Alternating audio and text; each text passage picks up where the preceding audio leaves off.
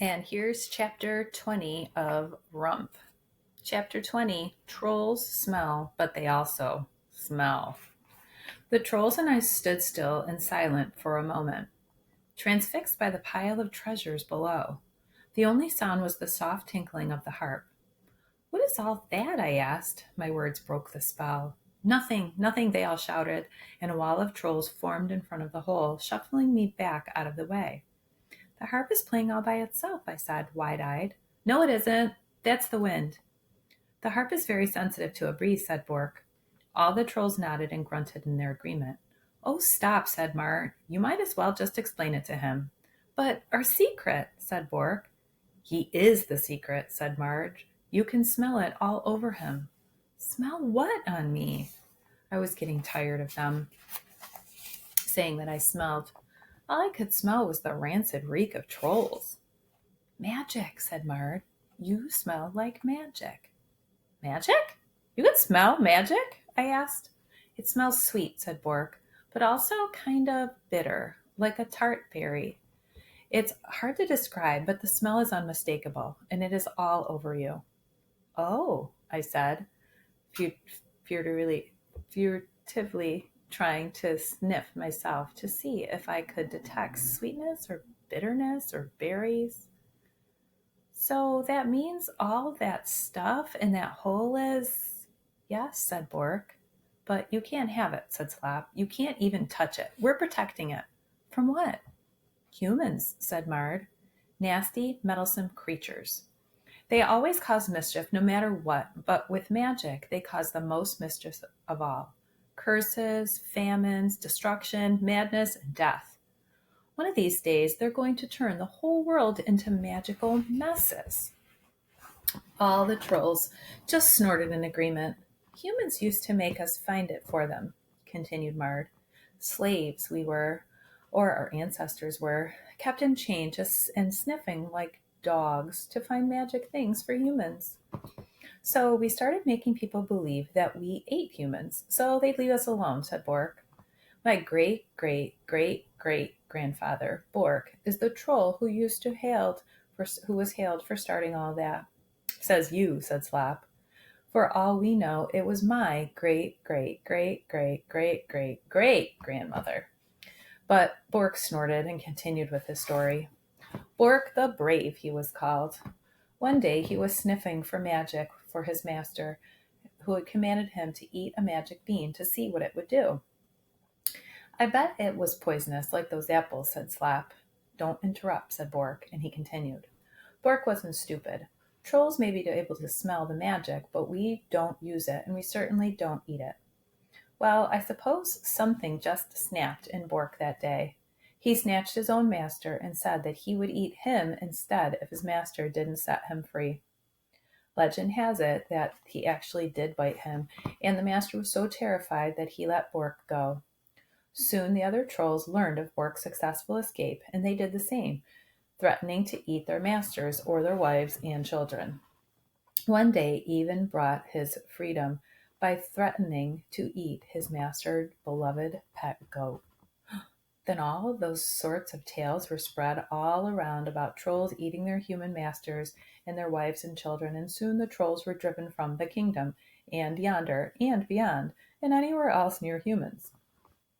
Now, if we ever came across a human, we would just pretend that we're going to eat them, and then we allow them to escape so we can tell everybody how they were nearly eaten by trolls. It keeps them away, all right. But you still look for magic, I asked. Only so we can keep it safe from humans, said Mard. Oh, I said. The trolls were coming closer to me now. The smell is strong on you, said Slap. Even witches don't smell like that. You reek of magic. Oh, I said. The trolls all huddled tight around me, sniffling. Would you throw me in there with your horde and guard me too?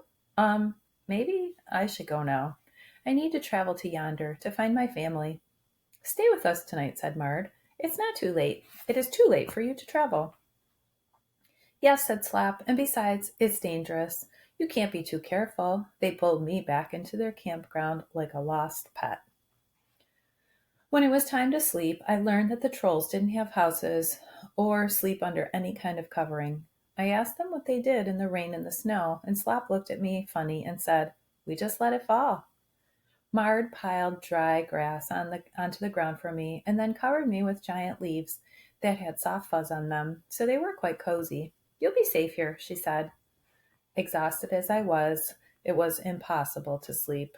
The trolls snored like thunder, and their stench only got worse throughout the night.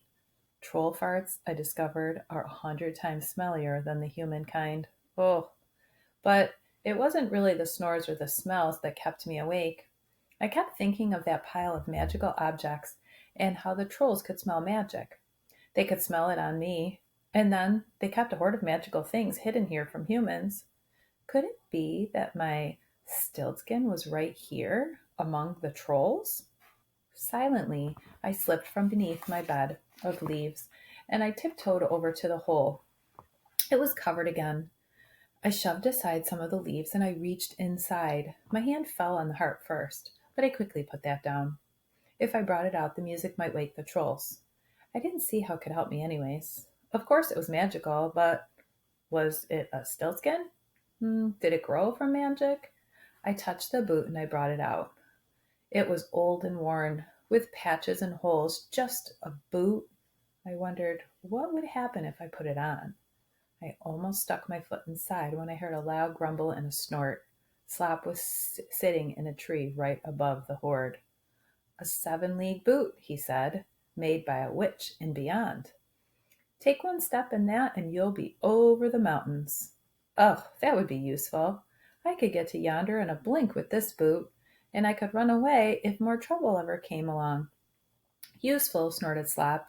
"For each step you'll get a horrible itch that will last for 7 years. The last chap who wore that boot has been itching for 20 years. We only got the boot off of him. He's still wearing the other, and he's still itching." I held the boot cautiously away from me. 7 years of itching would surely drive a person mad. "Do all these objects cause bad things to happen?" "All of them," said Slop. "That mirror, for instance, it will tell you or show you whatever you want." My heart leapt. I could ask the mirror my name. It could show me more of where I could find the stiltskin. "But it will enslave you more and more," said Slop, "until all you care about is yourself in that mirror. It makes humans twisted and evil." My heart sank. I do not wish to be twisted and evil, just whole. Carefully I slid the boot back beneath the leaves, and for a moment I thought I could smell of the magic, as the trolls had said. It did smell sweet, but also slightly rotten, like spoiled fruit. My mind turned back to the apple tree. Those apples never spoiled. They grew from magic. More from anything in the magic hoard, it was an apple tree that sounded like a stiltskin. I turned to Slop. "So then, that apple tree, have you ever really seen what its magic does?" I asked. "Of course," he said, "and it's terrible magic." He knocked in his helmet. "Bork said that the deer was killed by the wolves." "Well, I never saw the wolves. I found the dead deer right there, right by the tree." "But you didn't actually see the deer eat the apples. Have you ever known a person to eat them?" Slop's face curled up like sour milk, and he pointed a fat, hairy finger down at me. "Now, listen here, you. I know that there's something strange about you. You've got a funny smell, different from most humans, but those apples got a funny smell too. Trouble. We trolls know it when we smell it. Those aren't apples are not made to be eaten, so you just stay away, you understand?" I nodded and backed up from Slop and the horde. I told him good night and I pretended to go back to the camp, but when he was out of sight, I slipped into the darkness of the trees. I wandered until I found the apple tree. The apples glowed in the darkness, like sparkling jewels glowing on branches. This was absolutely magic, and judging by what the witch had told me, not just any magic, a stiltskin. I could almost smell it, feel it in my bones, but according to the trolls, it was a stiltskin that grew from the poison. I walked around the tree. I took a stick and I threw it against the tree. I reached out and I touched one of the branches and then quickly drew it back as though the leaves might burn me, but they didn't. Finally, I walked up close and I put my hand on the trunk. The tree was so warm I could almost feel it pulsing with life. I swang up and I hoisted myself into the branches. Maybe if I stayed here long enough, the magic would rub off on me and make everything better. I waited for a long time, maybe an hour, but I felt nothing. Finally, I reached out and I picked an apple.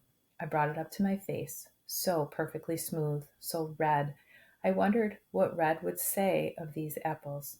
She would probably knock the apple from my hand and tell me to leave the magic alone. It would only cause trouble, maybe even death, if the apple was really poison. And I didn't want to die. I let the apple fall to the ground and then I swung it down from the branches and leaned it against the tree. I listened to the deep thrum of the apple tree, which echoed on my heart. Sleep came just as the sky was growing light. Slop poked me awake with his deer horns. I sniffed my way right to you, he said. You must be more trouble than our whole horde combined.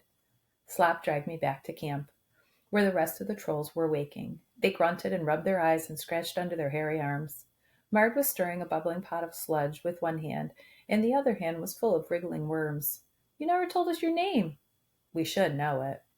I almost told her that my name was Robert, but then I thought if the trolls had names like Bork and Slop and Rump couldn't be so bad.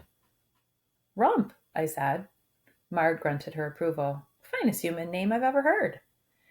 They always get so romantic and sentimental, she said, as if she were talking about some creatures and not my own kind, giving names as if their children were something fancy to eat. Bartholomew, Archibald, Reginald, Fishhead, or whatever. It's all nonsense.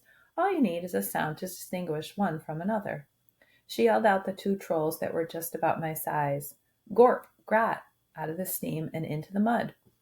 But what about destiny? I asked. Mard snorted. Less is always more. She threw the worms in the pot and then scooped up a cup and handed it to me. And I stared at it, moving. Do you ever eat anything else? I asked. Sludge is good for you, simple to cook, and it makes you strong and wise. Humans, they make everything complicated, even their food. Doesn't life ever get complicated for trolls? Marge shook her head. Well, when trolls were enslaved by humans, maybe, but we don't worry about a lot of things humans fuss over. Simple needs make a simple life. Simple. They couldn't possibly understand how complicated things already were for me, both inside and out. It's hard to make simple out of complicated, like trying to make a straight line out of a tangled knot. You don't even know where to start. I drank sludge with the trolls. It wasn't so bad the second time, and then Slop threw a mud ball, and it splattered all over Bork's face. Bork threw mud back, and then the rest joined in, and mud was flying everywhere. I thought that might be a good time for me to get on my way, but I got pelted with a mud ball, and I just couldn't stand there, so I hurled one back, and then Gorp and Grot threw me in a big mud puddle. I laughed as they rolled me in the mud, and I saw now that they had bathed in it. The mud smelled better than they did. Now that I was certain the trolls wouldn't eat him, I brought nothing into camp. He was still on the road eating grass. The trolls snorted with delight, especially Bork, who took him right away. Amazingly, nothing did what Bork wanted. He walked over, being pulled. Bork rode on him, and nothing moved. He likes my sound, said Bork. It makes him feel like we are equals. I guess I would have to start snorting and grunting if I wanted to get anywhere with nothing. But then I had a better idea. You can keep him, I said. I know he's not a goat, but he'll be happy here, and I can travel faster without him. Bork rubbed nothing on the back of the neck and smiled, showing yellow pointy teeth. It's a big trade for a cup of sludge. Well, and saving me from eating poison apples. Bork grunted, and I took that as a yes. I untied my satchel for nothing, and then I patted his rump and told him goodbye. He hawed and guessed he was saying good riddance. I made my goodbyes. Some of the trolls tried to convince me to stay one more night, but I didn't think I could eat any more sludge, and I was so tired. I couldn't put up with their snores and their smells for another night. Take some sludge for your journey, said Mard, handing me a small jug. Maybe it will help make things a little simpler for you. Oh, thank you. I swallowed a gag. Thank you for not eating me. They all grunted and snorted, and even though I knew that they were laughing, it still sounded horrible. With my satchel slung over my arm and the sludge in the other hand, I headed down the road towards yonder. I felt a little envious of the trolls and their simple life. My destiny didn't allow for simple. What was behind me and what was ahead of me felt like nothing but snarled knots of complicated.